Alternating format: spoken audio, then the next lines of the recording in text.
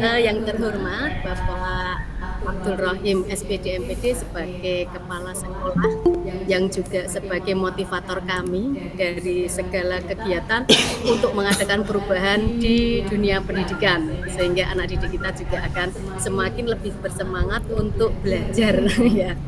Kemudian yang saya hormati narasumber kita yang masih muda-muda, yang kece, yang keren, yaitu Bapak Muhammad Dafa SPD dan Ibu Ilineng Uswatun Hasanah SPD. Di sini beliau adalah narasumber di bidang digital dengan masing-masing keahlian sendiri-sendiri. Kemudian yang saya hormati juga Bapak Ibu, seluruh Bapak Ibu guru yang menginginkan untuk mengadakan perubahan dan untuk mengupdate segala ilmu yang dimiliki. Hari ini kita nanti akan belajar mengenai apa sih itu untuk melengkapi konten kreator kita di bidang dunia pendidikan yang saat ini dalam dunia pendidikan banyak sekali konten-konten kreator yang kita gunakan di platform Merdeka. Misalnya, apakah Bapak Ibu sudah siap untuk atau sudah pernah membuat semacam konten kreator pendidikan di PMM? Sudah pernah mengisikan? Bapak Ibu hebat yang ada di sini? Ada yang sudah memasukkan aksi nyata atau bukti karya nyata itu sudah? Ada yang sudah Bapak Ibu ya? Mestinya sudah Bapak Ibu hebat ini mestinya sudah.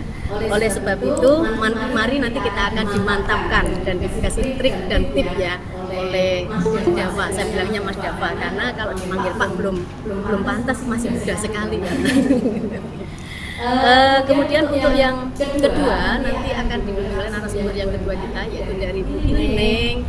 Sebagai di sini kita nanti akan mendengarkan apa sih program dari guru. Sebelum kita mulai untuk yang program ini, Bapak Ibu sudah pernah mendengar nggih mengenai ini sebelumnya? Mestinya sudah. Walaupun dari desas-desus dari telinga. Kita sekarang pakai Gemini, Kemudian untuk tantangan-tantangan apa sih yang akan dijumpai kalau kita menggunakan AI seperti Gemini, Namun sebelumnya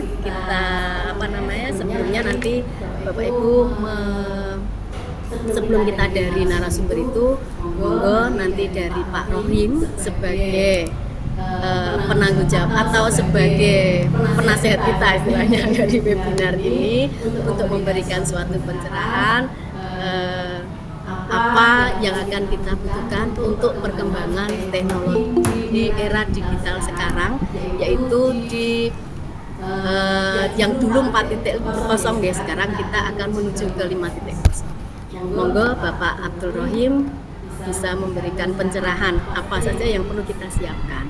Monggo Pak Rohim. Sambutan ini. Assalamualaikum warahmatullahi wabarakatuh. Sudah bisa didengar ya? Waalaikumsalam warahmatullahi wabarakatuh. Baik, yang saya hormati Bapak Ibu guru hebat di Kabupaten Kudus dan sekitarnya, wabil khusus untuk Ketua Komunitas Belajar Bakarsa Ibu Sejawati Handayani yang masih semangat, Mas Dafa ingin konten kreator muda yang saat ini baru berkembang. Syukur alhamdulillah kita ketemu di Budaya dalam rangka update dan upgrade pengetahuan terkini terkait dengan tugas pokok kita. Bapak sekalian, pernah enggak Bapak Ibu sekarang bertanya ke anak-anak, kira-kira profesi apa yang nantinya akan diganti atau dicita-citakan oleh anak? Pasti salah satunya ada yang menjawab mau menjadi konten kreator. Nah Bapak Ibu sekalian, kenapa hari ini kami komunitas Jakarta SMP 5 Kudus mengambil tema digital itu asik karena memang eranya sekarang adalah era digital. Dan saya yakin Bapak Ibu jika tidak mau mengikuti tren sekarang akan ditinggalkan oleh anak-anak kita. Untuk itu hari ini nanti kita akan mengeksplor terkait dengan digital itu asik. Yang pertama nanti Gemini, yang kedua konten media sosial. Bapak Ibu, informasikan di Kabupaten Kudus itu kita punya konten kreator yang lagi viral. Setahu saya ada dua. Yang pertama namanya Mas Apa, Guru TKUA. Terus yang kedua ada Bu Dewi, SMA 1 di Pulau, dan yang ketiga ini baru naik tahun ini Mas Dava. Jadi kalau saya ketemu teman-teman mesti dia tanya, Pak Rahim SMP 5 punya konten kreator ya? Iya. Nah Bapak Ibu sekalian, nanti kita akan belajar banyak terkait dengan digital itu asik. Yang pertama terkait dengan Gemini. Setahun yang lalu sebelum Gemini itu ngetren, saya sudah memanfaatkan itu, namanya BARD gitu ya, BARD. Itu sebelum Gemini itu namanya BARD. Kebetulan saat itu saya pas ada tugas kuliah kebingungan mau tanya ke siapa, oleh anak saya disarankan pakai itu, akhirnya saya menggunakan Gemini. Jadi sebelum Bu Ilin menggunakan Gemini, saya sudah memanfaatkan itu untuk mengerjakan tugas-tugas. Bisa jadi anak-anak kita, murid-murid kita sudah memanfaatkan itu untuk menjawab tugas-tugas. Makanya Ibu Guru harus siap. Yang boleh Bapak Ibu terus kalah dengan anak-anak. Itu nanti silakan dieksplor. Gemini luar biasa. Jadi kenapa saya sekarang kuliah lagi, karena sudah ada yang mendampingi. Salah satu yang mendampingi adalah Gemini, mungkin dari yang lainnya. Terus yang berikutnya terkait dengan konten media sosial. Nah, media sosial ini kita sebagai seorang guru harus memberi contoh yang baik. Jadi anak-anak kita kalau kita lepas, konten-konten yang diupload ke dunia maya itu luar biasa. Ada yang negatif, ada yang positif. Untuk itu guru juga harus mengimbangi itu. Kalau ada yang mencoba mengkritisi, guru kan ngajar, kenapa harus membuat konten? Nah itu nanti tolong dijawab Mas Dava dan Bu Ilin, kapan saat kita membuat konten, kapan kita ngajar. Jadi jangan sampai di dunia luar sana taunya kita itu guru ya membuat konten, padahal enggak. Jadi jalan ngajar tetap jalan, membuat konten tetap jalan. Monggo nanti Bapak Ibu sekalian kita ikuti, ini baru awal. Jadi setelah ini mungkin nanti akan ada webinar berikutnya khusus terkait mungkin lebih lanjut tentang Gemini, atau mungkin lebih lanjut tentang konten kreator, nanti kita sendirikan. Yang penting ini kita wadai.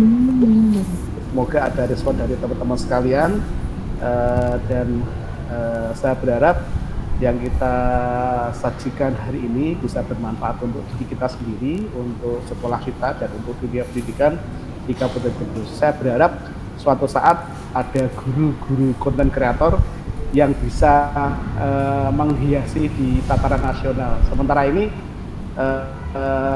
beliau berdua, Mas Dava dan Bu Ilin, baru saja selesai dari pendidikan konten media sosial di BPGP. Karena di Kudus itu hanya ada 4 guru, 2 dari SMP 5, 1 dari TK, dan 1 dari SD swasta. Untuk itu mari kita saling berbagi. Nanti silakan Bapak Ibu bisa merespon. Kalau perlu mari kita diskusi bareng-bareng. Saya akan mendampingi ini sampai selesai. Baik, selamat mengikuti webinar hari ini dengan membaca Bismillahirrahmanirrahim. Webinar tentang digital itu asik dengan narasumber Mas Dava dan Bu Ilin secara resmi saya nyatakan dibuka. Assalamualaikum warahmatullahi wabarakatuh. Waalaikumsalam. Waalaikumsalam warahmatullahi wabarakatuh. Terima kasih Pak Rohim atas pencerahannya. Ini kita punya dua guru muda ini Pak ya, yang begitu bonafit dan begitu seperti yang dikatakan Pak Rohim tadi, bahwa memang kita itu harus jangan sampai kalah dengan siswa nggih Pak. Jadi kita harus jadi konten kreator. Anak nggak ditanya mesti pakai pengennya yang digital, pengennya konten kreator dan sebagainya. Maka dari itu kita jangan sampai kalah. Kita bisa memberikan motivasi, inspirasi dan juga memfasilitasi anak. Betul ya Pak. Kemudian untuk yang Gemini, nah itu paling enak itu memang Gemini. Jadi kita mendamping kita itu untuk belajar sesuatu, mencari sesuatu apa saja yang kita nanti dari Bu Lilin ya. Oleh sebab itu kita mulai aja untuk webinar ini. Pertama kita nanti di Gemininya dulu ya, from Gemini yang nanti akan narasumbernya adalah Bu Lilin. Kemudian baru kita nanti ada tanya jawab mengenai Gemini.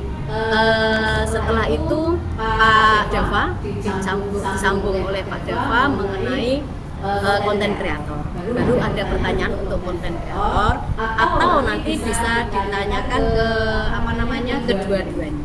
Nonton ya. Sebelum kita mulai untuk yang webinar dari Bu Lilin, ini ternyata Bu Lilin itu luar biasa itunya. Kemampuannya itu banyak banget. Contohnya ya, pada saat tahun 2023 itu menjadi sahabat teknologi Jawa Tengah. Betul nggih Bu Lilin ya, saat itu 2023. Kemudian ini jadi Google Master Trainer yang pertama, baru menunggu GMT yang kedua ini. Yang ketiga jadi narasumber program e-learning pembelajaran di PBG tahun 2024. Betul ya mungkin ya. Kemudian saat ini masih belajar atau masih pendidikan di Gemini Academy. Dan pada saat tahun 2023 gitu, lulusan untuk yang GP angkatan 7. Luar biasa itu yang dimiliki oleh Bu Lilin. Oleh sebab itu kita kepoin aja gimana Gemini yang sebenarnya. Monggo Bu Lilin, saya beri waktu 20 menit ya. Nanti bisa apa saja yang ada di Gemini dibuka belak-belakan sehingga kita itu benar-benar memang bisa memanfaatkan. Oke, waktu sepenuhnya saya serahkan kepada Bu Lilin. Monggo. Terima kasih Bu Lis. Assalamualaikum warahmatullahi wabarakatuh. Waalaikumsalam warahmatullahi wabarakatuh. Selamat siang Bapak Ibu semua. Selamat siang Bu. Masih semangat pagi ya. Semangat pagi luar biasa. Monggo Bapak Ibu semangatnya bareng-bareng dulu. Semangat pagi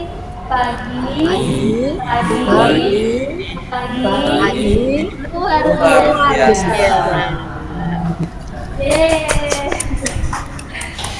Oke Bapak Ibu, meskipun sudah siang, saya yakin Bapak Ibu yang di sini semua bersemangat mengikuti kegiatan webinar dari Ombel Jakarta S60. Puji syukur kita mengiaturkan hari ini, kita diberi semangat yang luar biasa, diberi kesehatan untuk mengikuti kegiatan ini. Insya Allah nanti kita bisa selesai dengan lancar. Bapak Ibu, saya mohon izin untuk share screen terlebih dahulu.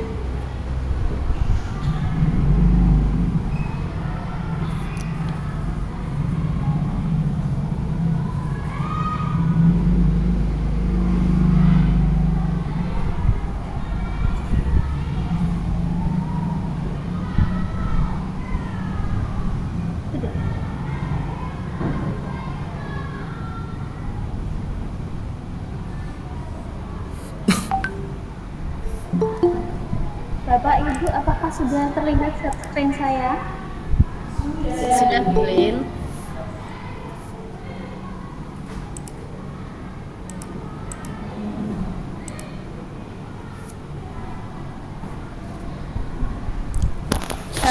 Bapak Ibu, perkenalkan dulu, saya Ilining Uswatul Hasanah, guru matematika di SMP 5 Kudus. Kali ini saya juga sedang sebagai peserta pelatihan Gemini Academy, yang mana yang akan saya sampaikan ini adalah apa yang sudah saya pelajari di Gemini Academy. Semoga pembahasan kali ini mampu bermanfaat untuk panjenengan semua. Tema yang saya akan angkat kali ini yaitu mempersiapkan pembelajaran inovatif berbasis AI dengan Gemini. Kalau coach saya mengatakan ada Gemini, Bapak Ibu, dan menggunakan Gemini buatan Gemini, tapi kita nanti terbiasa menggunakan Gemini ya. Sinyalnya Mbak Ilin. Apa yang akan saya pelajari? Apa yang akan kita pelajari? Yaitu yang pertama mengenal AI, prinsip keterbatasannya, kemudian mengenal Gemini, membuat prompt yang efektif, serta nanti ada pemanfaatan Gemini pada pembelajaran. Bapak Ibu sadar ataupun tidak sadar, kita sudah sangat dekat dengan AI dalam kehidupan kita sehari-hari. Misalkan ini, email. Pada Gmail sudah menggunakan kecerdasan buatan sehingga bisa menyaring spam, mendeteksi upaya phishing, sehingga yang sepertinya ini terdeteksi phishing akan masuk ke spam.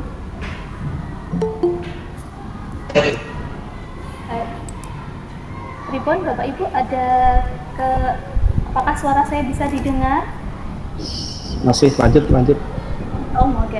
Terdengar jelas, Bu Ilin. Yes, saya lanjutkan ya. Untuk hiburan AI itu sudah juga ternyata tidak sadar kita sudah menggunakan AI. Contohnya di YouTube, Bapak Ibu. Ketika panjenengan nonton atau mendengarkan lagu, kan ada seperti subtitlenya di bawahnya filmnya itu. Nah, itu juga menggunakan AI, Bapak Ibu. AI adalah kecerdasan buatan, ilmu yang mengajar mesin untuk meniru perilaku cerdas manusia. Jadi mesin ini sebenarnya diajarkan Bapak Ibu boten seketika itu dia pandai, tetapi berkat dari dilatih menggunakan program komputer sehingga dia mampu adaptasi sesuai dengan perilaku cerdas manusia. Nah, AI ini beberapa ada yang menyebutnya asisten inyong, asisten AI, anak indigo. Kenapa? Karena kita sering banget dibantu oleh AI ini. Maka AI tidak hanya kepanjangannya artificial intelligence, namun kita bisa juga memakainya asisten AI atau asisten inyong kalau dari bahasa Tegal. Ada kutipan, AI tidak akan pernah bisa menggantikan keahlian, pengetahuan, atau kreativitas seorang pendidik. Namun, AI dapat menjadi alat yang berguna untuk meningkatkan dan memperkaya pengalaman belajar mengajar. Nah, ini Bapak Ibu kutipan ini panjenengan setuju napa mboten? Bapak Ibu setuju bahwa AI tidak akan pernah bisa menggantikan pendidik. Bisa ditulis pendapatnya di kolom chat atau mungkin bisa langsung dengan voice.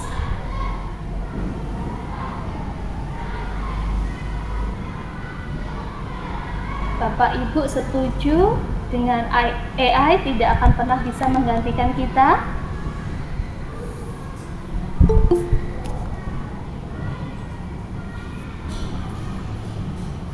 Saya tunggu Bapak Ibu jawabannya di kolom chat juga bisa.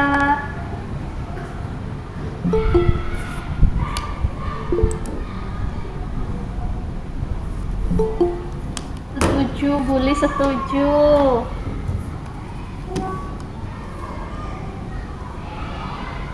Monggo Bapak Ibu guru yang lain. Setuju Bu Wiwin? Ya, mantap Bapak Ibu. Jadi kita ini pendidik, punya ilmu pengetahuan, juga punya empati ke anak-anak, bisa memanajemen pendidikan kita di kelas. Sedangkan AI tujuannya hanya menemani kita, membantu memudahkan kita dalam menyusun sesuatu. Jadi kita semua sepakat ya, AI tidak bisa menggantikan guru pada proses pendidikan. Nah, Bapak Ibu, selanjutnya adalah prinsip AI Google. Yang pertama, bermanfaat secara sosial, atau bahasa Inggrisnya be benefitically social, be social benefitically. Ya, artinya AI ini manfaatnya untuk membantu manusia, kelangsungan hidup manusia, kegiatan manusia. Misalkan dalam pendidikan, berarti membantu proses pembelajaran kita. Kita butuh RPP, butuh modul ajar, bisa dibantu dengan AI. Tidak hanya pada bidang pendidikan, misalnya pada kegiatan sosial di masyarakat, kita membutuhkan ide 17-an. Nah, AI ini bermanfaat untuk kegiatan manusia. Prinsip yang kedua yaitu menghindari bias. Apa itu bias? Nanti kita bahas selanjutnya. 3. Aman terlindungi, bertanggung jawab kepada orang lain, memegang teguh privasi, dan menjunjung tinggi standar ilmiah. Yang terakhir, tersedia bagi pengguna yang mematuhi prinsip-prinsip ini. Bapak Ibu, AI itu memang disediakan untuk 18 plus, yang artinya dia sudah paham, bisa membedakan mana yang benar dan mana yang salah. Bias. Nah, bias ini Bapak Ibu, jangan sampai kita membuat prompt itu yang bias. Bias itu maksudnya seperti apa sih? Nah, ini saya sajikan contoh langsungnya. Ada prompt, buatlah puisi tentang seorang ibu rumah tangga yang ideal. Prompt ini mengatakan, mengasumsikan bahwa peran utama seorang wanita adalah sebagai ibu rumah tangga, mengabaikan potensi peran lainnya, dan menguatkan stereotip gender. Nah, ini namanya bias Bapak Ibu. Jadi kita hindari hal-hal yang bias seperti ini. Prompt yang lebih netral, kita bisa menyampaikannya dengan buatlah puisi tentang seseorang yang mengurus rumah tangga. Jadi tidak menguatkan perbedaan gender, itu bias Bapak Ibu. Kemudian contoh yang lain, mengapa orang tua selalu kolot dan sulit diajak kompromi? Nah, ini bias. Kenapa? Karena kita menggeneralisasikan sesuatu yang sebenarnya tidak semua orang seperti itu. Jadi tidak semua orang tua itu kolot.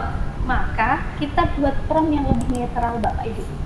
Jelaskan perbedaan pandangan generasi muda dan generasi tua dalam menghadapi perubahan teknologi. Jadi ini penting Bapak Ibu, sebaiknya tidak menggenerasikan sesuatu yang sebenarnya itu tidak semuanya terjadi. Itulah bias. Selanjutnya, halusinasi dan akurasi. AI juga ternyata memiliki keterbatasan Bapak Ibu, tidak selalu memberikan jawaban yang akurat. Nah, jadi kita harus hati-hati ketika mendapatkan respon dari Gemini atau ChatGPT atau apapun. Kita harus cek ulang apakah kebenarannya itu memang seperti itu. Jangan langsung menerima apa adanya dari respon yang diberikan terus kita sebarluaskan. Akurasi dan privasi data, hindari menggunakan informasi yang sensitif. Data-data siswa jangan kita masukkan ke dalam prompt, ya Bapak Ibu. Jadi privasi itu mohon dilindungi. Jadi kita tidak menyebarluaskan yang menjadi data privasi dari seseorang. Nah, apa itu Gemini? Tadi di awal sudah dijelaskan oleh Pak Rohim, dulu awalnya adalah Bard. Nah, sekarang sudah menjadi Gemini. Nah, ini Bapak Ibu saya yakin sudah banyak yang menggunakan. Nah, kita akan belajar lebih dalam tentang Gemini. Di Gemini ada ketika kita memasukkan prompt, kemudian respon, itu ternyata respon tidak hanya satu saja Bapak Ibu. Ternyata kita disajikan beberapa draft respon. Misalkan di draft 1 panjenengan baca kok tidak cocok. Nah, panjenengan bisa beralih ke draft 2. Kita perhatikan lagi, kok tidak cocok lagi. Kita bisa lagi ke draft 3 atau di-reload lagi sehingga memunculkan draft-draft yang lain. Jadi hasilnya sudah disajikan dalam bentuk yang bervariasi. Nah, ini Bapak Ibu, ketika sudah capek-capek membuat prompt, mencoba lagi akhirnya menemukan yang tepat. Nah, panjenengan jangan tinggalkan, panjenengan bisa membuat pin percakapan Anda. Ini tujuannya apa Bapak Ibu? Usaha kita yang tadi sudah klik, sudah cocok, ini biar kita mencarinya lebih mudah. Caranya bagaimana? Caranya di titik 3 itu nanti ketikkan saja PIN. Maka yang penting-penting itu akan berada di atas. Ekspor jawaban Anda. Nah, di Gemini ini Bapak Ibu setelah mencari dan mendapatkan respon, panjenengan semua bisa mengekspornya ke Docs ataupun spreadsheet. Nah, ini secara langsung tidak perlu copy paste lagi. Ini juga salah satu cara agar respon yang sudah diberikan ini tidak hilang. Selain di PIN seperti tadi, panjenengan juga bisa mengekspornya dalam bentuk dokumen atau spreadsheet Bapak Ibu.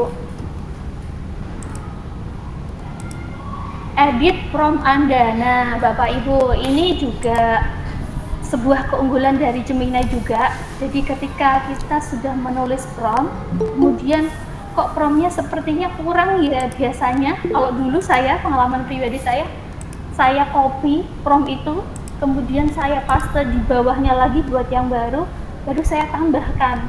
Ternyata ada cara lain, yaitu dengan ini, tanda pensil di sebelah dari prompt. Nah, di situ panjenengan bisa edit, mungkin bisa menambahkan kata kuncinya atau mengurangi. Jadi tidak perlu lagi copy paste ke halaman yang baru. Mengapa prompt efektif itu penting? Jelas Bapak Ibu nggih. Ini kalau kita menggunakan prompt yang efektif, nanti hasilnya juga akan lebih maksimal. Kita dengan sesuatu yang matang-matang kita pikirkan hasilnya lebih detail. Jadi nanti kita mendapatkan yang sesuai keinginan kita itu lebih mudah Bapak Ibu. Komponen dari prompt efektif ada 5. Yang pertama, peran atau persona.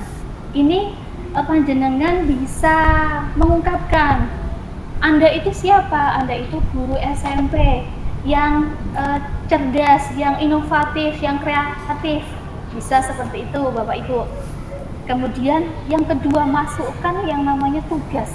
Jelaskan dengan detail apa sih tugas yang harus dilaksanakan Gemini ini.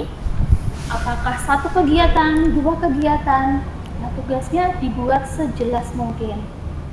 Yang ketiga, panjenengan bisa tuliskan format. Format ini maunya dalam bentuk apa? Bentuk tabel, bentuk ada judulnya, ada subjudulnya, silakan dijelaskan dengan jelas. Berarti bisa dong Bu, kalau mau formatnya dibuat langsung jadi slide. Nah, mohon maaf Bapak Ibu, untuk slide maka nanti hasilnya panjenengan hanya akan ditampilkan isinya saja. Jadi untuk membuat slide-nya panjenengan secara manual bisa kurang 10 orang. Ini 90. Yang keempat, jelaskan konteks atau batasan. Mau dibatasi seperti apa? Untuk kelas berapa? Untuk siswa kelas berapa? Siswa kelas 8 SMP. Berada di mana di Jakarta? Nah, siswanya yang bagaimana? Siswa yang sangat aktif, siswa yang sangat termotivasi seperti itu. Itu adalah bagian dari konteks. Yang kelima, bisa diberikan contoh agar prompt ini semakin jelas. Contohnya, berikan topik diskusi yang relevan dengan isu yang sedang hangat, misalnya kurangnya jumlah pohon di Jakarta. Nah, Bapak Ibu bisa memberikan contoh. Nah, ini Bapak Ibu slide selanjutnya disajikan prompt dasar dan prompt efektif, kita bisa bandingkan. Untuk prompt dasar, buatlah 2 aktivitas diskusi kelas yang sangat menarik untuk membahas polusi di kota Jakarta. Ini belum mengandung 5 komponen prompt yang efektif, maka bisa kita buat menjadi efektif. Kita berikan personnya, siapa kita? Anda adalah seorang guru IPA SMP kelas 7 yang fokus pada pendidikan kontekstual. Bisa juga dituliskan Anda adalah guru SMP yang aktif, kreatif, dan inovatif, sehingga nanti hasilnya bisa sekreatif mungkin. Tugas, buatlah 2 kegiatan diskusi. Nah, ini jelas tugasnya disampaikan. Yang bagaimana yang sangat menarik untuk proyek kurikulum tentang polusi di kota Jakarta. Formatnya, Ini minta struktur yang jelas, ada judul, subjudul, dan ini dijelaskan. Konteks ditujukan untuk kelas 8 di SMP di Jakarta. Siswanya termotivasi tentang pembelajaran kontekstual. Contoh, berikan topik diskusi yang relevan. Nah, ini tadi sudah saya bahas contohnya Bapak Ibu. Saatnya mencoba Bapak Ibu. Nah, di sini ada 2 prompt dasar Bapak Ibu buat beberapa pertanyaan. Yang pertama, panjenengan bisa pilih. Ini kita pilih yang pertama dulu Bapak Ibu. Buat beberapa pertanyaan refleksi yang bisa Anda berikan di akhir pelajaran. Nah, ini kita mau minta dibuatkan pertanyaan refleksi yang diberikan di akhir pembelajaran. Tetapi prompt yang tersedia ini masih dasar banget Bapak Ibu, belum memuat 5 komponen. Apa 5 komponen tadi? Peran, tugas, format, konteks, dan contoh. Nah, ini saya ingin kita belajar bersama, panjenengan mencoba membuat prompt efektif untuk prompt dasar yang ini. Mungkin bisa dituliskan di chat atau raise hand, mau dijawab secara langsung. Monggo Bapak Ibu.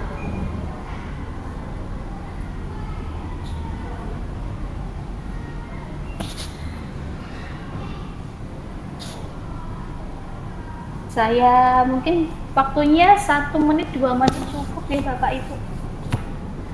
Perannya seperti apa, kemudian tugasnya yang seperti apa, berapa soal, tentang formatnya mau dibuat seperti apa, tabel kah, atau laporan, atau deskripsi.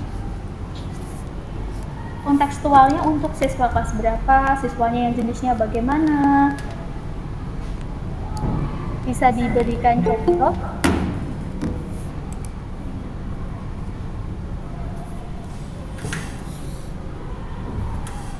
Monggo Bapak Ibu yang mungkin sedang tidak mengajar, tidak sedang disambi, bisa ikut menjawab pertanyaan ini.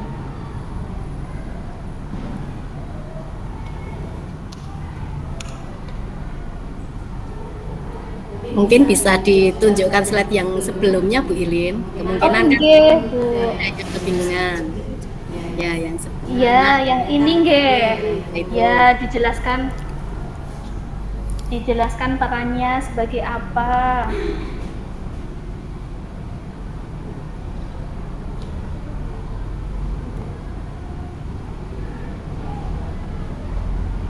Monggo Ibu raise hand bisa. Salah tidak apa-apa Bapak Ibu, nanti kita belajar bersama-sama, saling membetulkan, saling memberi masukan.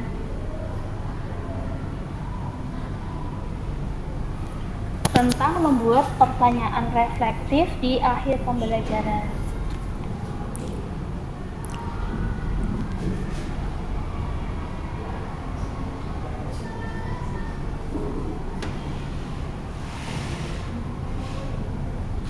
Mungkin ada Bu Putri, ada Bu Danis, Bu Devi. Bu Devi mendengar suara saya tidak ya? Mungkin bisa mencoba. Bu Devi ini saudara saya, Bu Lis. Mendengar Bu Ilin. Iya, monggo Bu Devi. Disambi ngajar. Oh, disambi ngajar mungkin. Maaf ya. Mungkin bisa yang lainnya. Oke, Bu Lis, ini sepertinya Bapak Ibu disambi sambil mendengarkan webinar, tapi tetap masuk dua-duanya ini. Jadi kesempatan untuk berpikir atau mengetik tidak ada, nggih Bu Lis ya? Ya, betul. Monggo bisa itu Bu Wiwi monggo mencoba. Oh, Bu Wiwi, nggih, monggo Bu Wiwi. Monggo bisa. Sebisanya Bu.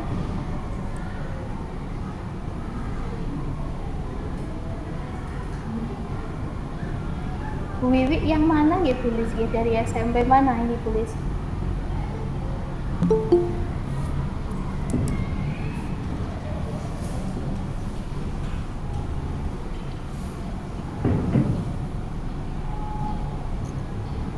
Oke, Jawab Bu Ilin. Oh iya, ini Bu Rohana. Oke, monggo Bu Rohana.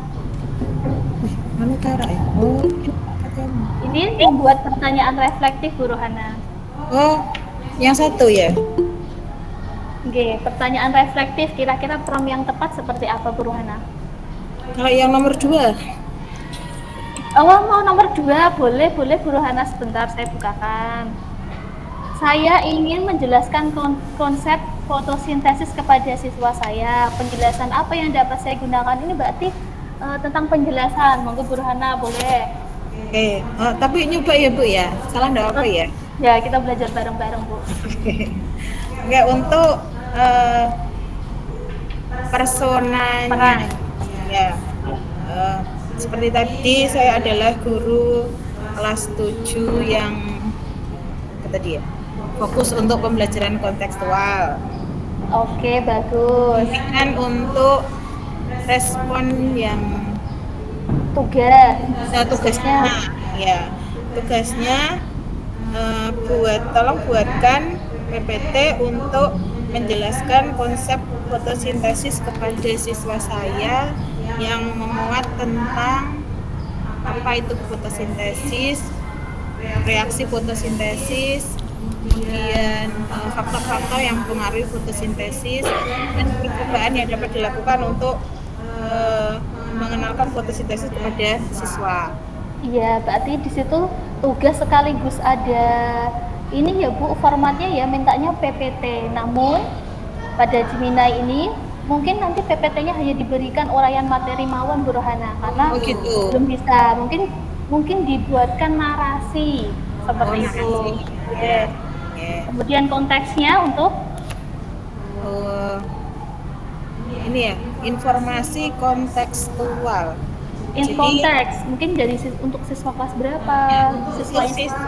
Untuk siswa kelas 7. Ya, siswanya yang seperti apa? Yang berdiferensiasi kah atau pribadi? Ya, untuk siswa kelas 7 untuk pembelajaran diferensiasi, ya siswa termotivasi untuk belajar tentang fotosintesis lebih lanjut. Iya, bagus. Kemudian untuk contoh misalnya contohnya apa Ibu ya?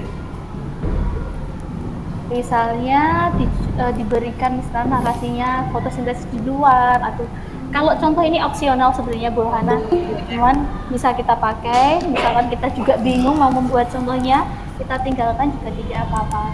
Cukup 4 tadi komponennya. Terima kasih Bu Rohana, tepuk tangan semuanya untuk Bu Rohana.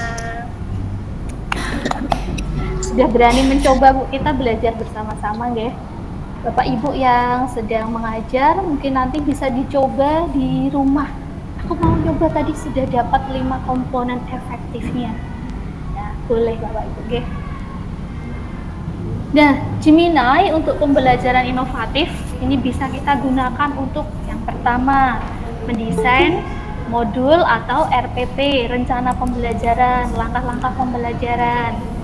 Yang kedua, bisa kita gunakan untuk draft materi pembelajaran. Materinya yang mau disampaikan, ide-ide materinya seperti apa, meskipun sudah punya dasar materinya, panjenengan juga bisa mencari ide di sini. Yang ketiga, merancang rubrik penilaian. Kadang kita bingung ya Bapak Ibu, ketika presentasi merancang rubriknya seperti apa ya, harus seperti apa. Kita bisa meminta bantuan di Gemini.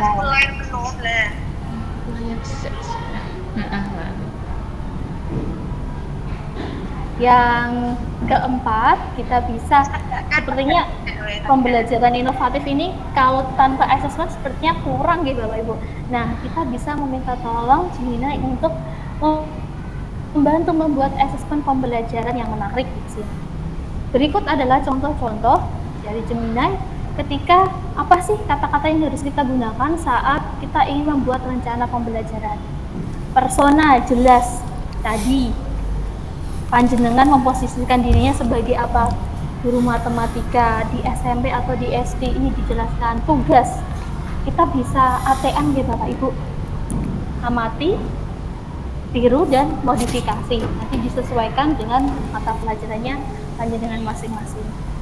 Buatlah rencana pembelajaran untuk topik aljabar di kelas 7 SMP dengan alur tujuan pembelajaran. Formatnya bentuk dalam tabel yang jelas dan terorganisir. Panjenengan bisa screenshot Bapak Ibu kalau takut lupa. Komponen efektif, prompt efektifnya apa sih yang digunakan? Monggo saya persilahkan screenshot atau nanti saya kirim di grup juga. Konteksnya, buatkan tugas yang kontekstual. Oh, pengennya ini yang kontekstual. Kemudian berikan contohnya. Contoh boleh opsional. Kalau panjenengan sudah ada contohnya, silahkan dituliskan. Misalkan panjenengan bingung dengan contoh harus memberikan contoh apa, bisa kita lewati. Kurang 3. Yang kedua, pada draft materi pembelajaran. Personanya bisa tetap seperti tadi. Mungkin pada tugasnya, buatlah slide presentasi lengkap dengan cerita dan gambar untuk topik aljabar. Nah, ini seperti saya infokan tadi, Bapak Ibu. Tidak bisa dari Gemini ini langsung diekspor ke slide. Namun panjenengan nanti dapat materinya, dapat struktur yang harus dibuat. Nanti panjenengan secara manual bisa membuat slide sendiri. Yang ketiga, format. Buat formatnya dalam setiap slide. Nanti hasilnya akan muncul slide 1 akan menerangkan apa, slide 2 menerangkan apa, dan seterusnya. Konteksnya, siswa ada pembelajar visual. Nah, ini Bapak Ibu yang tadi kita konteksnya mungkin bingung. Di sini bisa ATM dengan kata kunci ini. Siswa adalah pembelajar visual atau pembelajar yang suka aktif dengan kegiatan-kegiatannya.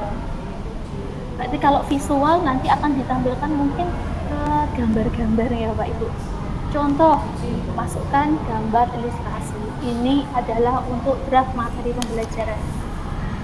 Selanjutnya di rancangan rubrik, tinggal kita ganti pada tugasnya. Buatlah rubrik, formatnya dalam bentuk tabel, konteksnya tentang budaya lokal, contohnya kemampuan presentasi. Jadi kita sebenarnya pengen bikin rubrik untuk kemampuan presentasi, tapi kita bingung menuliskannya seperti apa. Kita bisa menerima bantuan dari AI. Nah, ini membuat kuis atau assessment. Nah, kita kadang kebingungan, butuh waktu untuk membuat kuis. Nah, panjenengan juga bisa menuliskan tugasnya. Buatlah 3 soal cerita esai untuk topik aljabar. Nah, Bapak Ibu di sini bisa ditambahkan loh. Jangan membuat kuis saja, jangan membuat soalnya saja. Sekalian Bapak Ibu minta jawabannya juga. Buatlah 3 soal cerita esai beserta kunci jawabannya. Nah, itu akan menghemat waktu kita untuk membuat kunci jawaban, tapi memang kita sebagai pendidik harus ngecek lagi apakah itu sudah benar sesuai konsep yang kita ajarkan. Nah, ternyata slide saya sudah selesai Bapak Ibu. Nah, ini ada titipan dari Revo, dari Google Academy. Bapak Ibu yang menghendaki sertifikat dari Revo, langsung dari Revonya, panjenengan bisa mengikuti uji kompetensi. Panjenengan nanti akan diminta mengerjakan 10 soal saja. Soalnya mudah-mudah Bapak Ibu. Nanti kalau menemukan kesulitan, panjenengan bisa menghubungi saya atau di grup bisa bertanya. Ini saya tampilkan.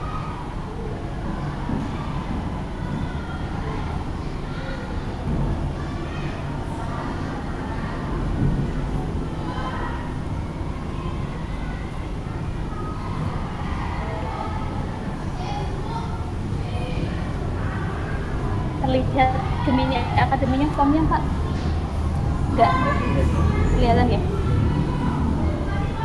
Gemini Academy panjenengan nanti Bapak Ibu silahkan dibaca dulu deskripsinya. Oh maaf nanti ketika panjenengan masuk di link tersebut, panjenengan akan diminta mengisi nama. Mohon nanti Bapak Ibu namanya jangan sampai salah. Kalau salah tidak ada edit sertifikat, langsung dari sana nama yang tersebutlah yang akan tercatat. Berarti bisa dong Bu mengerjakan lagi? Mohon maaf tidak bisa Bapak Ibu, karena form tersebut hanya 1 kali pengerjaan, tidak bisa dikerjakan ulang. Jadi ketika Bapak Ibu salah sekali, maka tidak akan terdeteksi atau tidak bisa mengulang kembali. Kemudian selanjutnya nanti ada NPSN, panjenengan bisa cari, tanya di sekolah NPSN-nya berapa, ada nama. Oh mungkin Bapak Ibu, email yang digunakan adalah email belajar. Kita tidak bisa menggunakan dengan email Gmail biasa. Isilah dengan email panjenengan masing-masing. Kemudian ini saya pesan ketika panjenengan mengisi email trainer, panjenengan bisa mengisi email saya ilining.hasanah42@gurusmp.belajar.id. Panjenengan jangan sampai salah ya Bapak Ibu. Kenapa Bu? Kalau salah kenapa? Kalau salah laporannya tidak akan sampai ke saya Bapak Ibu. Jadi ketika panjenengan, Bu, saya minta sertifikat Gemini dari Revo. Saya coba cek namanya, ternyata tidak mencantumkan trainer saya atau nama saya, maka saya tidak bisa memberikannya karena tidak tercatat pada database pengimbasan saya. Noted Bapak Ibu, nanti untuk email saya ini akan saya tulis lagi di grup agar Bapak Ibu semua tidak salah. Dengan berakhirnya ini, monggo panjenengan semua yang nanti ingin mendapatkan sertifikat dari Revo Gemini, sertifikatnya poinnya 4 JP Bapak Ibu, nanti panjenengan bisa mengikuti uji kompetensinya. Demikian Bu Lis yang sudah saya sampaikan, cukup sekian.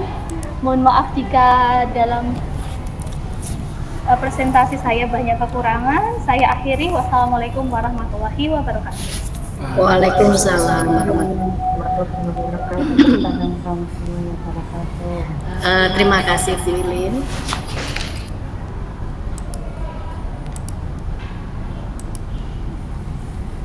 Terima kasih Bu Ilin atas waktunya, pencerahannya tentang kalimatnya sekarang Gemini ya Bu ya. Kita kebiasaan dengan Gemini.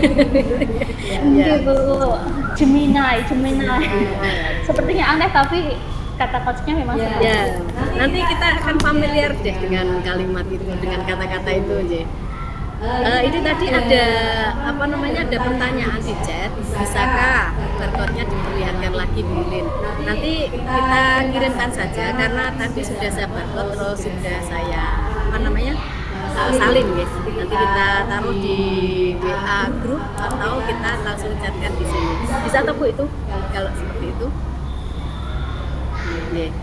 Kemudian adakah pertanyaan mengenai Gemini ini? Ternyata Gemini ini dari yang disampaikan oleh Ilin banyak sekali itu manfaatnya gitu. Contohnya tadi kita bisa mempersiapkan pembelajaran inovatif dengan menggunakan Gemini. Kelebihannya banyak banget itu ya Bu ya.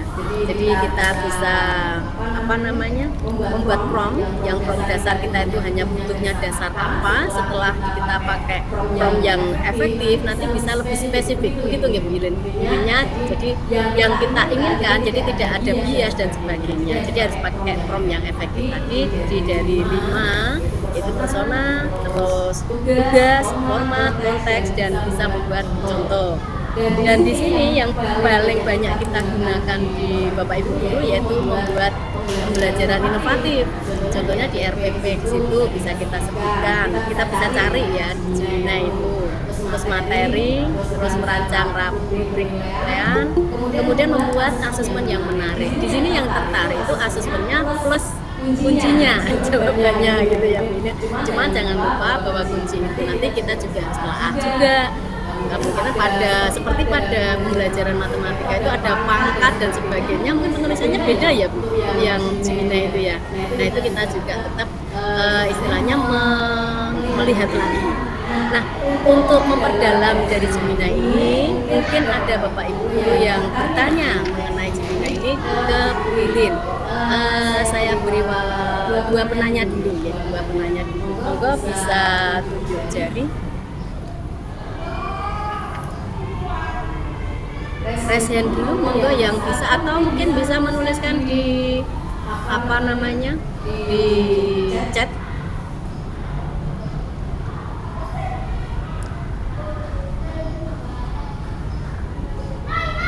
ini Bu Ilin, teman-teman itu belum tahu kalau kita itu membuka itu dari Gemini awal dulu itu tampilannya seperti apa, mungkin yang baru dapat baru mendengar ya istilahnya, oh sekarang kita ada trennya Gemini itu ya. Nah itu kalau kita membuka awal itu seperti apa tampilannya, terus kita klikkan yang gimana, ataukah kita harus pakai belajar akun ID atau kita hanya bisa Gmail biasa atau seperti apa, mungkin itu bisa Bu Ilin. Oke, Bu Lis, terima kasih pertanyaannya.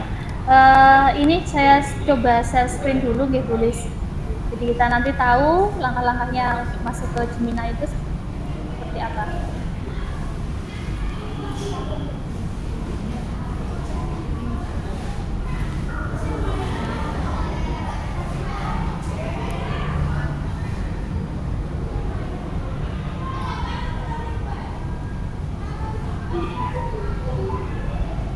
Mohon maaf dari loading tulis. Ya, Bapak. Atau sambil tunggu loadingnya, mungkin ada yang tanya, saya kan pertanyaan pancingan untuk saya untuk Bu Ilin itu. Mungkin ada yang ditanyakan sambil menunggu loadingnya, bisa resen Bapak Ibu monggo. Mumpung ada pakarnya nih, nanti kita tanya-tanyanya agak susah. Iya, sudah terlihat ya Bu Lis ya. Untuk Ampun, Bu. Iya. Bapak Ibu kalau mau ke Gemini itu mau lewat mana sih nggih Bapak Ibu? Dan akunnya ini bebas Bapak Ibu, bisa akun belajar, bisa pakai akun Gmail biasa. Tapi tadi untuk uji kompetensi memang wajib pakai akun belajar. Nah, di pojok atas kanan Bu Lis itu ada titik 9. Kita klik. Nah, Gemini ini sudah punya simbol sendiri di sini. Kalau dulu kan tidak ada nih Bu Lis. Nah, ini sudah ada simbol khusus Gemini. Kita klik saja, nanti akan masuk di halamannya Gemini. Jadi tidak perlu mengetik apa-apa, tinggal di titik 9. Biasanya kita mencari graf di situ, mencari slide di situ. Nah, sudah ada simbol khusus untuk Gemini. Nah, pengetikannya kita bisa di sini Bapak Ibu. Tadi juga saya jelaskan pin, bagaimana cara ngepinnya. Nah, ini garis 3 yang atas. Nah, mana ya yang penting ya, pengimbasan Gemini atau inovasi, kita klik mawon titik 3-nya, kemudian sematkan. Nama lain dari pin ini sematkan. Nah, sematkan. Nah, nanti yang penting-penting ini akan berada di urutan teratas Bu Lis.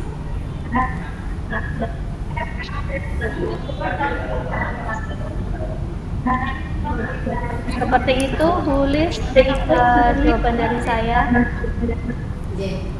Ya, terima kasih Bu Ilin. Nah, ini sudah terbuka ini kan pemikiran kita aja. Ini ada yang bertanya resnya nih, Bu Siti Rohimah. Monggo Bu Siti Rohimah ini dari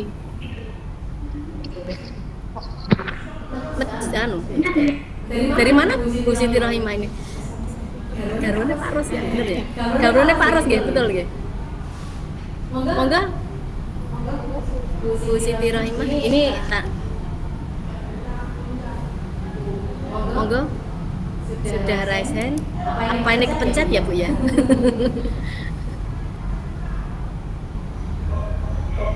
Bisa jadi Bu Lis, mungkin nanti masih menyimpan pertanyaan Bapak Ibu, bisa dilanjutkan ke sesi berikutnya, nanti juga bisa Bu Lis.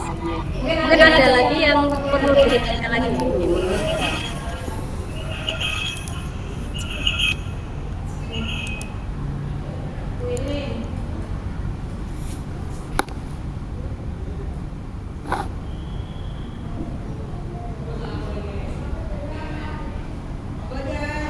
Oh ya, ini ada yang bertanya dari Bu Rohana. Monggo Bu Rohana.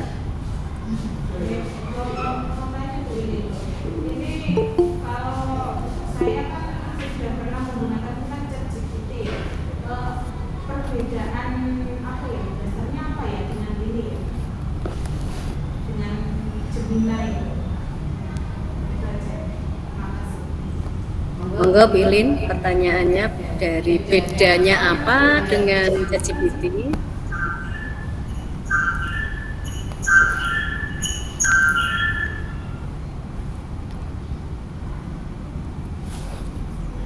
Nggih, pertanyaan tadi disampaikan.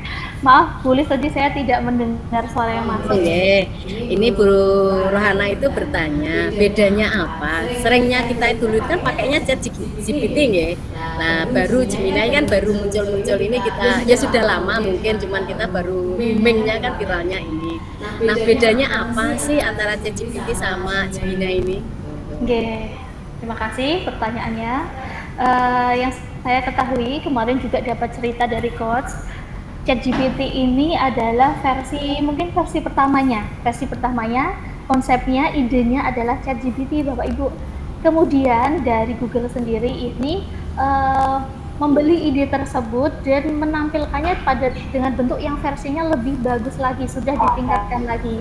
Jadi secara bahasa, ChatGPT ini bisa menerima bahasa Jawa, bisa menerima bahasa daerah-daerah kita seperti itu. Sedangkan untuk Gemini sudah bisa menampilkan bahasa-bahasa kita sehari-hari, sedangkan ChatGPT ini belum menuju ke ranah bahasa-bahasa daerah. Ngoten tulis itu sedikit perbedaan. Jadi Gemini ini sudah banyak revisinya sehingga kemampuannya lebih bagus dari ChatGPT.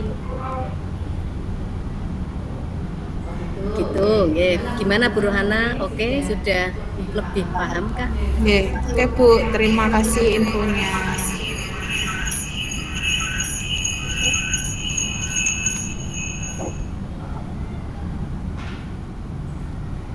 Ya, itu dua penanya. Mungkin ada lagi yang ditanyakan atau gini aja. Ini kita menginjak ke yang kedua tentang konten kreator.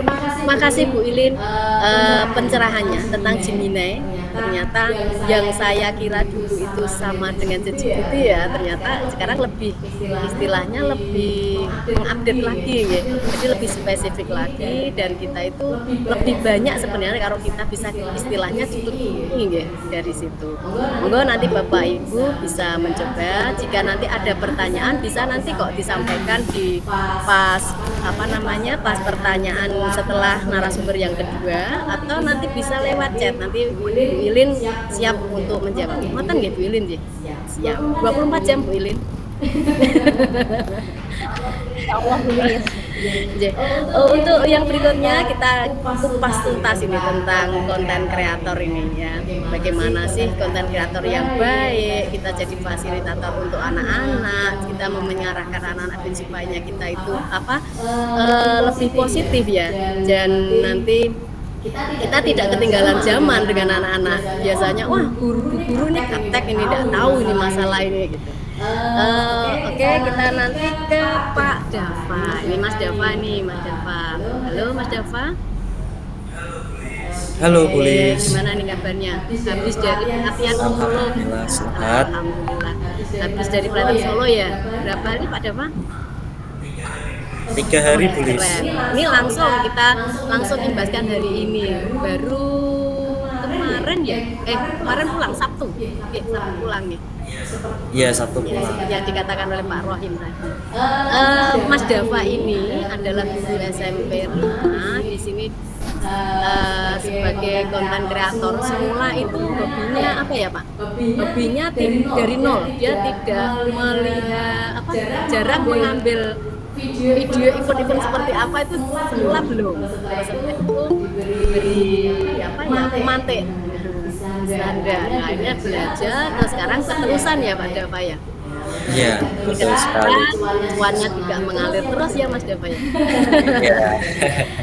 Nah, di sini pernah tahun 2024 sebagai narasumber konten kreator di Politeknik Abdi Kudus ya, baru-baru aja nih ya. Kemudian 2024 juga narasumber konten kreator di Gerakan Tunas Bangsa Indonesia. Dan yang paling wow ini yaitu di 2024 ini juga jadi guru konten kreator BPGP Jawa Tengah. Jadi ini nanti yang bikin konten-konten di dunia pendidikan di bawah naungan BPGP ya Pak Dava ya? Iya, betul sekali Bulis. Oke, mari nanti kita lihat apa aja sih yang perlu kita siapkan. Apakah hanya nyali saja atau ada trik dan tipsnya? Monggo Pak Dava, 20 menit cukup Pak Dava? Ya, sangat cukup sekali, Bu Lis. Oh iya, ya, monggo. Monggo. Oke. Assalamualaikum warahmatullahi wabarakatuh. Selamat siang Bapak Ibu guru hebat se-Kabupaten Kudus. Nah, di sini saya akan sedikit membagikan pengalaman saya bagaimana sih terkait dengan konten. Rada lemot nek Sebelumnya saya 100, izin Bu. untuk screen guru ya, Bu Kalau Lis. anggotanya 100 agak lemot. Nah, Ini tak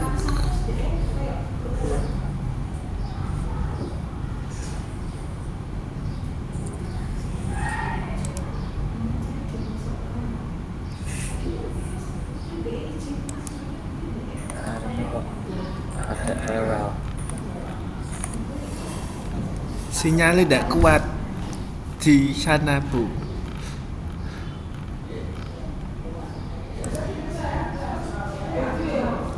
Yang dari SMP 5 pesannya Pak Rohim anu, Bu. Dikeluarkan, yang SMP 5-nya tetap on.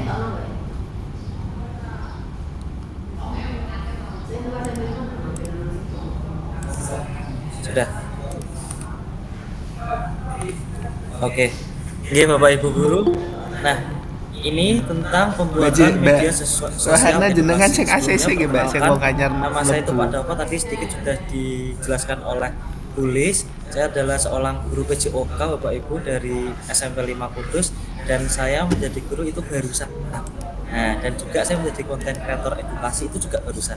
Nah, nanti bagaimana perjalanan saya kok bisa menjadi guru konten kreator, saya akan jelaskan. Nah, saya tuh kontennya di apa aja sih? Nah, yang pertama itu saya ada di Instagram Bapak Ibu. Yang kedua ada di TikTok. Saya bermain di Instagram dan juga saya bermain di TikTok. Nah, saya awal mula konten kreator itu pada tahun 2024. Sebelum Wiwin followers Mustiani itu sekarang SMP itu 5, saya Mbak. masih sedikit Wiwin banget Bapak Ibu. Mustiani. Nah, kenapa kok bisa banyak? Oke, nanti saya juga akan jelasin lagi. Oke, lanjut ya. Nah, ini ada laporan yang berjudul Digital 2021 The Last Insight into the State of Digital. Disebutkan bahwa dari total 274,9 juta penduduk di Indonesia, 170 juta diantaranya telah menggunakan media sosial, yaitu sebanyak 61,8%. Jadi Bapak Ibu di sini semuanya sekarang sudah berbasis digital, mulai dari gurunya bahkan peserta didiknya. Nah, kenapa sih kita juga harus menggunakan media sosial untuk menyebarkan semua informasi atau konten? Nah, karena mampu menjangkau audiens luas secara cepat dan efisien. Karena Bapak Ibu di dunia digital itu apa saja dapat kita cari, apa saja dapat kita gali informasinya sebanyak mungkin. Di era digital ini, orang-orang mencari informasi dan pengetahuan secara online, terutama melalui platform media sosial. Nah, Bapak Ibu guru pasti di sini ada yang seumpamanya membuat media pembelajaran, pasti beberapa ada yang mencari referensi, bisa di TikTok, bisa di YouTube, bisa di Instagram. Karena di situ menjangkaunya sangat luas dan sangat cepat Bapak Ibu, dengan menyajikan informasi yang bermanfaat dan relevan. Nah, ini ada statistik atau tren penggunaan media sosial untuk pembelajaran. Penggunaan media sosial dalam pembelajaran telah mengalami pertumbuhan. Dhuwur mbek ngisor beda, Bu. Sing dhuwur itu akses mau tugas, sing ngisor link barcode. Seperti yang kita ketahui Bapak Ibu, sekarang itu emang pembelajaran itu semuanya emang sekarang berbasis dengan teknologi. Lagi ngerekod ya, ya, Bu. tadi sudah dijelaskan oleh Bu Lis, kita udah memasuki 5.0 Bapak Ibu. Yang pertama itu ada pertumbuhan penggunaan media sosial dalam pendidikan. Perlu izin sing iki, Bu. Dalam kurikulum Sing merdeka, dhuwur semuanya sing sekarang bagian banyak doke perlu menggunakan izin, yang sing berbasis SID-ne ya dengan barang kok. teknologi. Tadi yang sudah disampaikan dengan perlu izin, sedikit durung banyaknya dibuka. pasti menggunakan yang disebut dengan AI, penggunaan media sosial oleh siswa dan guru. Nah, di sini setiap peserta didik Pak Ali itu Zamroni melu. sebagian besar itu sudah menggunakan media sosial, tapi banyak sekali peserta didik itu yang masih belum mengetahui manfaat-manfaat yang telah diambil oleh media sosial itu sendiri Bapak Ibu. apabila peserta didik atau siswa itu salah menggunakannya, nanti juga dapat berakibat dengan fatal sekali, karena itu sebagai jejak digital sampai tua, sampai besok pun bahkan sudah tidak ada, jejak digital itu pasti Nggih. akan tetap ada. Yang ketiga, ada efektivitas media sosial dalam pembelajaran. Nah, ini tentunya sangatlah efektivitas ya Bapak Ibu, karena yang pertama itu mudah dijangkau, Bu, ini dan yang kedua itu selalu update Bapak 10 Ibu. ya, Jadi ben nanti enteng Pak Daman. setiap apa saja yang terdapat di media sosial itu semuanya sudah terupdate Bapak Ibu. Yang terakhir, memakai banyak platform untuk menyebarkan konten, bisa mulai Facebook, bisa mulai Instagram, TikTok, atau YouTube. Banyak sekali peserta didik saya itu kalau saya beri tugas itu banyak sekali yang mencari referensi, tapi bukan hanya sekedar copy paste, tapi mereka saya ajarin untuk sedikit ATM, amati, tiru, dan modifikasi. Karena apa? Karena mereka bisa mempunyai pikiran yang kritis Bapak Ibu. Jadi bukan hanya copy paste. Nah, sebelum Bapak Ibu itu memulai untuk mengonten, itu ada beberapa hal yang Bapak Ibu harus ketahui. Yang pertama ada siapa? Siapa sih saya? Saya itu sebagai guru apa? Saya itu sebagai apa di situ? Hobinya apa? Nah, di situ Bapak Ibu juga harus gali. Supaya apa? Supaya Bapak Ibu itu menemukan yang namanya personal branding. Personal branding itu apa? Personal branding itu sesuatu yang orang lain itu ketahui bahwasannya saya itu sebagai apa toh? Kalau saya, contohnya saya Bapak Ibu, saya itu sebagai Mas Guru yang mempunyai inspiratif, yang mempunyai hobi yang olahraga. Nah, itu personal branding saya. Jadi kalau yang ada di Instagram, di TikTok, di YouTube itu saya terkenalnya sebagai guru yang inspiratif dan suka olahraga. Terus yang kedua, Bapak Ibu juga harus tahu idenya apa. Jangan asal hanya mengkonten saja. Jangan asal hanya membuat video-video yang mengikuti tren video yang semacam seperti ngetren yang goyangan atau tren-tren yang mungkin kurang baik. Itu jangan Bapak Ibu. Kita tuh harus juga tahu kita konten itu kita mempunyai dampak bagi orang lain itu apa, karena sedikit besarnya yang kita bagikan ke dunia maya itu pasti akan mengalami dampak Bapak Ibu, dan itu sempat saya rasakan waktu awal-awal saya ngonten Bapak Ibu. Nah, terus yang ketiga, interest atau ketertarikan. Nah, ketertarikan audiens Bapak Ibu itu apa? Kalau ketertarikan audiensnya Bapak Ibu tentang motivasi atau enggak gitu tentang media pembelajaran, berarti Bapak Ibu kontennya pun juga harus tentang media pembelajaran atau motivasi Bapak Ibu. Jangan sampai audiens itu tidak tertarik dengan konten-konten Bapak Ibu. Walaupun mungkin Bapak Ibu itu suka, tetapi audiens itu tidak suka, nanti akan berakibat dengan jangkauan Bapak Ibu. Nah, ada beberapa jenis-jenis konten. Yang pertama ada konten edukasi. Nah, konten edukasi ini ya konten yang berisi tentang edukasi Bapak Ibu, bisa media pembelajaran, mungkin bisa kegiatan pembelajaran, pokoknya intinya yang berbau tentang edukasi. Terus yang kedua itu ada konten yang berkaitan dengan kegiatan sehari-hari atau biasa disebut dengan konten vlog. Nah, konten vlog ini konten yang paling mudah dibuat Bapak Ibu, dan konten vlog ini juga konten yang daya tariknya di sosial media itu banyak sekali. Yang ketiga ada konten inspiring atau konten motivasi. Konten inspiring ini pun juga mempunyai dampak yang baik Bapak Ibu. Kenapa? Karena ada beberapa audiens di luar sana itu yang mungkin memiliki kerilitan dalam kehidupannya. Apabila Bapak Ibu membuat konten yang inspiring, mereka sedikit banyak akan termotivasi dengan konten Bapak Ibu. Terus yang terakhir ada konten promote. Nah, konten promote ini konten yang bersifat untuk mempromosikan. Jadi ada beberapa produk yang Bapak Ibu promosikan, nah itu akan menjadi konten promote Bapak Ibu. Konten promote ini juga konten yang sebagian besar menjadi referensi mungkin buat orang-orang atau audiens di luar sana yang mungkin belum mengetahui lokasi atau tempat yang baru yang mungkin itu baru saja dibuka Bapak Ibu. Karena pengalaman dari saya itu memang sedikit banyaknya konten promote itu juga mendapatkan dampak yang baik Bapak Ibu. Nah, berbicara dengan konten kreator itu apa sih? Konten kreator itu apa? Kenapa kok bisa disebut dengan konten kreator? Nah, konten kreator Bapak Ibu, konten kreator adalah orang yang membuat suatu karya atau suatu ilmu yang dibagikan secara digital atau menggunakan media sosial. Nah, ada beberapa hal yang harus dimiliki oleh konten kreator. Yang pertama, membuat konten digital untuk membentuk audiens yang berinteraksi dengan mereka. Seorang konten kreator itu mereka juga harus mempunyai yang namanya interaksi, Bapak Ibu.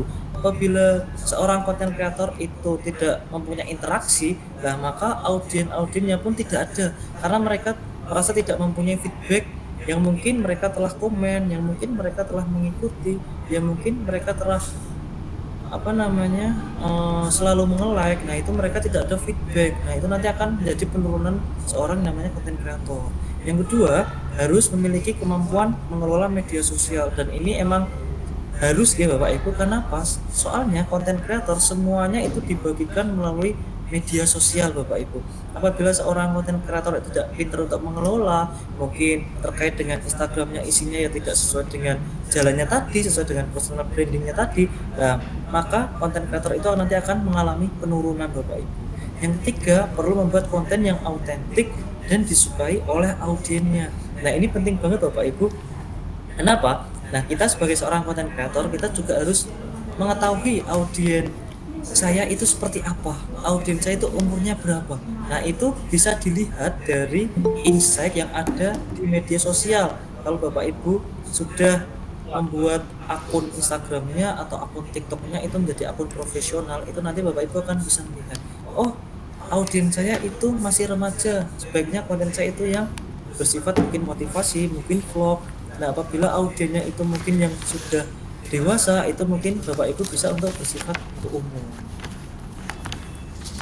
Nah, ini yang harus diperhatikan, yaitu hak anak. Karena beberapa seorang konten kreator, apalagi guru nih Bapak Ibu, itu tidak memperhatikan hak anak. Dia asal hanya konten saja, dia asal hanya memfoto, dia asal hanya memvideo, padahal dia tidak tahu bahwa si anak itu dia merasa mungkin ada yang kurang dari dirinya, sehingga dia tidak mau untuk di video, tidak mau di foto, tapi itu guru dipaksa untuk memfoto anak. Dan itu kemarin waktu saya pelatihan itu juga ada kasusnya Bapak Ibu, anaknya sudah tidak setuju, anaknya sudah nggak mau, tapi si orangnya itu, si konten kreatornya itu tetap video, dan itu akan menjadikan masalah. Nah, ini juga harus diperhatikan ya Bapak Ibu.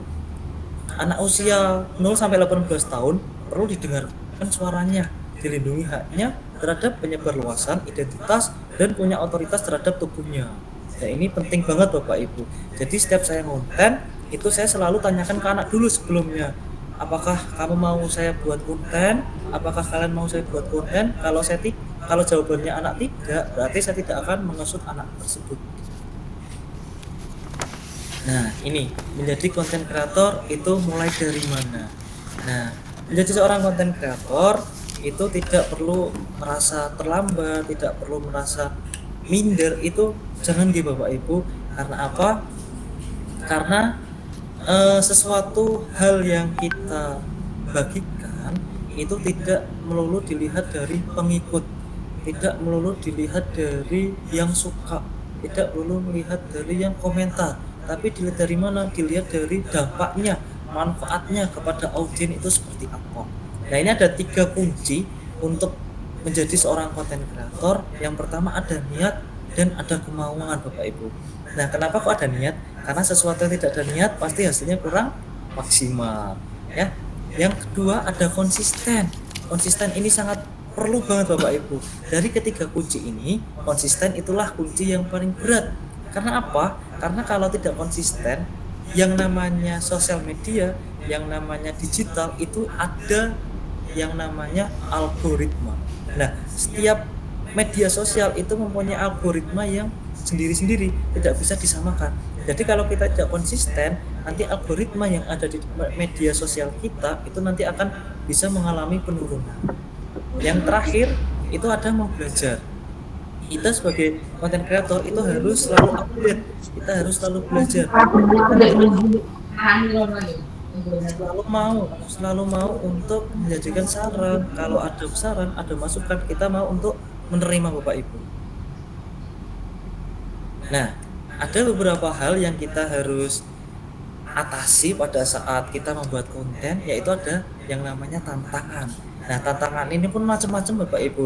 Ada yang mungkin tidak suka, ada yang mungkin nge-spam, itu ada banget Bapak Ibu. Tergantung dengan audiennya Bapak Ibu. Kalau saya alhamdulillah sampai sekarang itu saya belum ada Bapak Ibu. Ya, karena apa? Karena konten-konten yang saya bagikan itu alhamdulillah tidak ada yang mengandung unsur sara, tidak ada yang mengandung unsur merendahkan. Itu aman Bapak Ibu. Selagi kontennya Bapak Ibu itu lurus aja, bermanfaat, positif, itu tantangan itu pun akan Bapak Ibu alami hanya sedikit saja. Nah, ini hal-hal yang harus diperhatikan pada saat membuat konten di sosial media. Jadi pada saat kita membuat konten di sosial media, kita tidak hanya memvideo, kita tidak hanya ngomong, tapi ada beberapa hal yang kita harus perhatikan. Yang pertama itu attitude. Nah, attitude itu penting banget Bapak Ibu. Kenapa? Karena yang kita bagikan itu satu dunia itu bahkan bisa melihat konten kita. Nah, attitude itu pun juga harus penting Bapak Ibu. Ya, karena apa? Karena semakin attitude Bapak Ibu baik, audiennya Bapak Ibu itu akan semakin positif Bapak Ibu. Apabila juga attitude-nya Bapak Ibu itu jelek, mungkin suka ngomong yang kurang baik, itu ya audiennya nanti akan seperti itu juga. Yang kedua ada orisinil. Nah, ini pun juga penting Bapak Ibu. Kita sebagai content creator, kita tidak boleh asal copy paste. Kita tidak boleh asal ambil konten orang lain dimasukkan ke dalam konten kita. Jangan Bapak Ibu, nanti kita akan mendapatkan yang namanya hak cipta. Dan kalau itu hak cipta sudah terkena, nanti kita akan mendapatkan sanksi atau pelanggaran. Yang ketiga, tidak merugikan orang lain. Ini juga harus diperhatikan.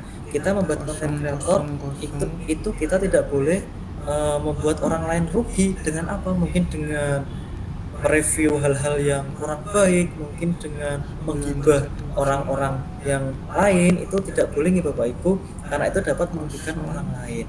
Nah, yang keempat, hook atau headline. Itu apa sih hook atau headline? Hook atau headline adalah tulisan untuk memancing audiens untuk menyimak konten dari kita. Ya, semakin hooknya bagus, semakin orang lain itu penasaran, semakin orang lain itu kepo. Apa sih konten ini kok bisa hooknya itu seperti ini? Nah, ini juga sangat penting Bapak Ibu, hook atau headline ini. Yang keempat itu ada ketertarikan. Yang kelima itu ada ketertarikan. Ketertarikan ini pun dilihat dari audiennya Bapak Ibu. Oh, contohnya konten Bapak Ibu itu ada yang media pembelajaran, orang lain ketertarikannya di situ. Tapi Bapak Ibu juga mempunyai konten tentang motivasi, mungkin ada konten tentang olahraga atau daily vlog. Tapi yang ramai itu hanya di video pembelajaran. Nah, berarti itu menjadi catatan buat Bapak Ibu bahwa video pembelajarannya yang ada di kontennya Bapak Ibu itu bisa lebih banyak. Supaya apa? Supaya ketertarikan orang untuk menonton konten Bapak Ibu itu semakin banyak. Dan yang keenam itu ada kualitas gambar Bapak Ibu.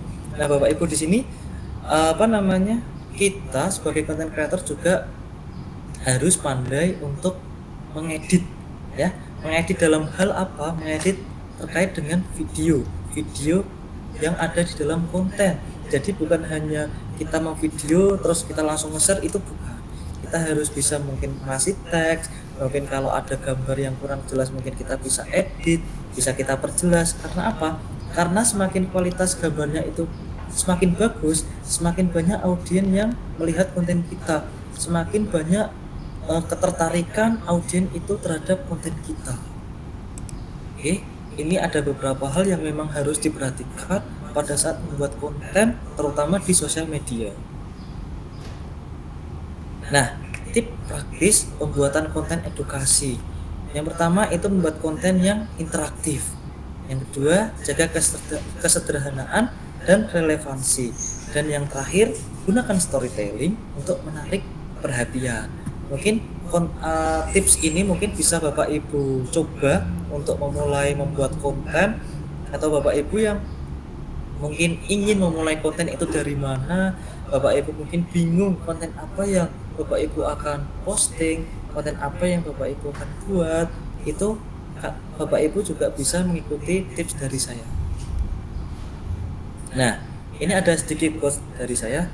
Teknologi tidak akan menggantikan guru hebat, tapi teknologi di tangan guru yang hebat akan menjadi transformasional dengan hashtag Mas Guru Esmaku dan hashtag Muda Berkarya Tua Berguna. Oke, mungkin itu sedikit pemaparan dari saya, sedikit sharing dari saya terkait dengan konten kreator. Mungkin itu Bulis. Oke, terima kasih Pak Dava. Wah, keren-keren ini. Dari konten apa yang disebutkan tadi itu kan Mas, teori-teorinya ada, kuncinya konten itu seperti apa, hal-hal yang harus diperhatikan itu seperti apa ya Pak Dava ya. Yang terutama adalah memperhatikan hak anak umur 10 sampai 18 tahun itu pada siswa dari kita nggih. Itu harus kita dengarkan. Boleh nggak sih itu kita nanti di upload ya istilahnya ya. Kemudian untuk berikutnya Bapak Ibu monggo yang mungkin bisa ditanyakan kepada Pak Dava atau mungkin ada pertanyaan yang sekiranya tadi tersimpan ke Bu Ilin ya mengenai Gemini sama konten kreatornya. Monggo bisa raise hand dulu dua penanya. Monggo bisa raise hand dulu. Nggih, Pak Muda. Monggo Pak Muda. Disampaikan kepada siapa Pak? Ke Pak Dava nggih? Mas Dava. Saya bilang Mas Dava ini. Nggih, Mas Dava. Monggo. Izin bertanya nggih, Pak nggih. Ada dua pertanyaan yang ingin saya sampaikan, Pak. Yang pertama terkait konten kreator nggih. Nah, itu kan konten kreator kan membuat video. Nah, itu apakah bisa dimonetis semua, Pak? Kalau jenengan bikin satu video itu untuk beberapa platform atau gimana modelnya? Kayak gitu kan. Tadi soalnya kan jenengan share ada Instagram dan juga TikTok, itu modelnya jenengan buat satu video kemudian share di dua platform tersebut termasuk YouTube atau tidak atau bagaimana? Itu yang pertama. Kemudian yang kedua Pak, tadi jenengan memberikan materi mengenai jenis-jenis konten ada 4 ya. Nah itu modelnya kalau jenengan itu kan seminggu itu ada 7 hari. Itu modelnya kalau itu tiap 4 hari ganti atau gimana gitu loh. Soalnya kadang aku lihat kan ada yang cuman video apa tok, cuman tulisan apa yang baca di bawah kayak gitu, itu kan juga ada kayak gitu. Kalau jenengan lebih ke arah yang mana? Gitu Pak, terima kasih. Pak Muda, terima kasih. Ada 2 pertanyaan berbobot luar biasa ini.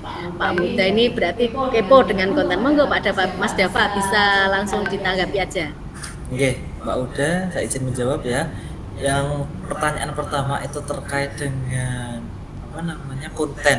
Apakah Pak Dava itu diupload di TikTok sama atau beda? Itu jawabannya itu sama Pak Uda. Saya itu menggunakan mirror. Jadi konten yang saya upload di Instagram itu sama seperti yang saya upload di dalam TikTok. Nah, kenapa tadi Pak Uda juga menyebutkan apakah bisa dimonet, apakah bisa menghasilkan uang? Itu kalau di Instagram itu bisa Pak Uda. Tapi karena di Instagram itu mungkin kurang rame sehingga monetnya pun sedikit. Kalau di TikTok itu sama juga bisa dimonet. Tapi kalau di TikTok monetnya itu harus live. Seperti itu Pak Uda. Saya hanya menggunakan, sementara ini saya hanya menggunakan 2, Instagram dan menggunakan TikTok. Jadi untuk monetnya saya sudah, tapi untuk penghasilannya saya belum Bapak Uda. Karena apa? Karena yang di TikTok saya emang tidak pernah live, dan yang di Instagram emang untuk monetnya itu kurang Bapak Uda. Beda lagi kalau di YouTube ya. Kalau di YouTube kan itu dia sudah langsung dari Google. Jadi kalau di monet itu bisa langsung cair. Tapi kalau di Instagram itu emang susah sekali. Karena apa? Karena berbeda platform. Terus pertanyaan yang kedua, tadi ada beberapa jenis konten, apakah itu diuploadnya di minggu yang sama ataukah 4 hari itu beda? Itu disesuaikan aja dengan personal branding Bapak Uda aja. Kalau personal branding saya itu vlog, terus kemudian inspiring sama yang educate. Jadi saya itu combine aja Bapak Uda. mungkin seminggu 3 hari saya bikin yang inspiring, atau enggak gitu saya bikin yang inspiring campur sama yang ngevlog. Itu saya kadang-kadang seperti itu. Jadi saya tidak ada pakemnya, itu saya fleksibel, tergantung konten yang saya buat itu apa. Mungkin seperti itu Pak Uda. Nggih, pripun Pak Uda? Sudah terjawab atau masih ada perlu pencerahan ya? Terkait yang monetis tadi Mas, itu yang TikTok dengan kan menjelaskan harus via live kayak gitu ya.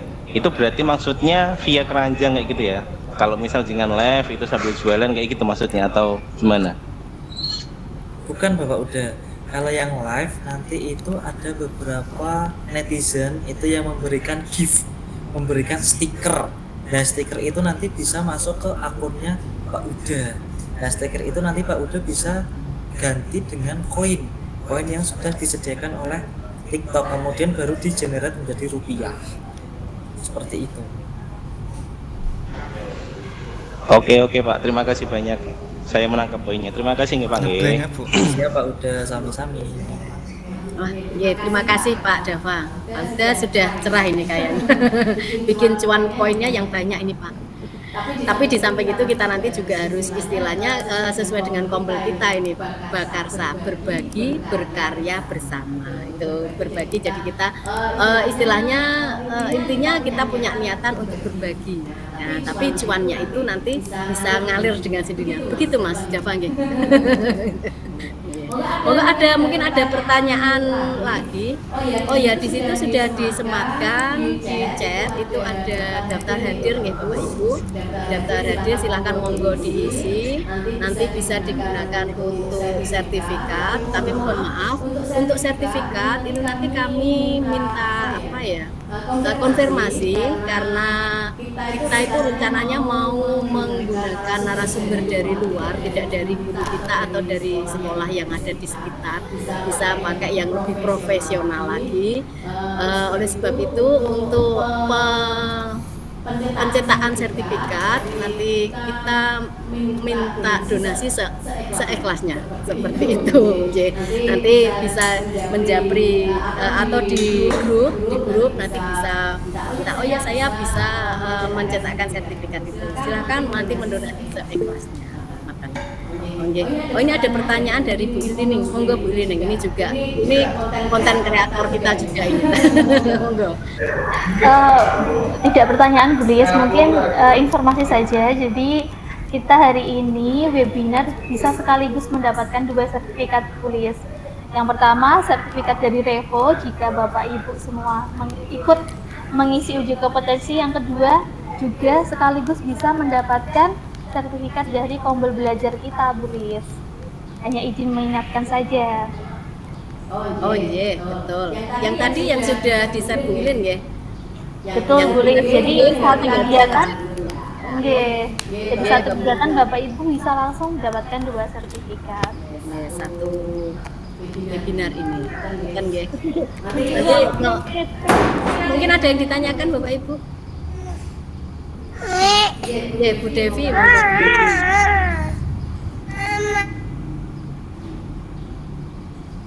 monggo Bu Devi.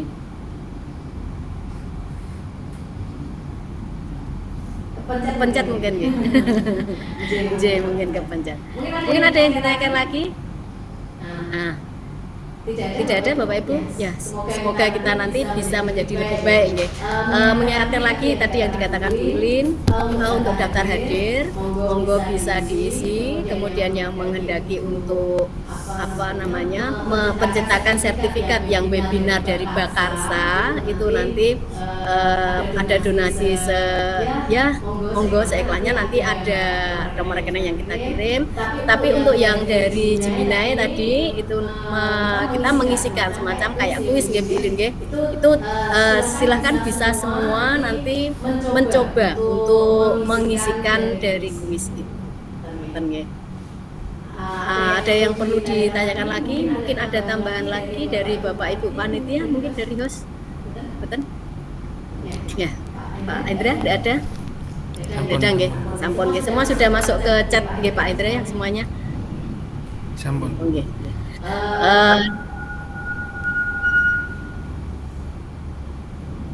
Ya, demikian webinar siang ini, pagi terus karena kita punya semangat pagi nggih Bu Lin ya. Semoga apa yang kita dapat di siang ini bisa menjadikan inspirasi bagi kita, terutama tadi kita bisa memanfaatkan seminar yang ada, kemudian bisa menjadi konten kreator yang seperti Mas Dava yang dari nol sama sekali tidak punya bakat, nggak tahu kalau saya itu punya impian mau jadi konten kreator itu belum. Saya tanya itu seperti itu, tapi ternyata sekarang ketagihan. Nonton nih Mas Dava nggih. Dan beliau itu membuat konten-konten di dunia pendidikan dari pembelajaran dan sebagainya, kemudian dari cara dia belajar yang inovatif, walaupun di dunia di PJOK nggih jarang sekali guru olahraga yang suka mengkonten. Oh itu ada Bu Nur Widayati. Pripun Bu Nur Widayati? Resen? Ada yang perlu ditanyakan Bu Nur Widayati? Ada nggih. Nah, untuk ilmu-ilmu di siang hari ini mudah-mudahan seperti dengan apa yang di webinar kita yaitu Bakarsa, berbagi berkarya bersama, itu nanti bisa kita salurkan atau kita bisa bikin yang lebih dari mulai kita mencoba, kemudian nanti kita memperbaiki lagi, berterus dan terus nanti akan menjadi lebih baik, jadi sempurna yang sesuai dengan harapan.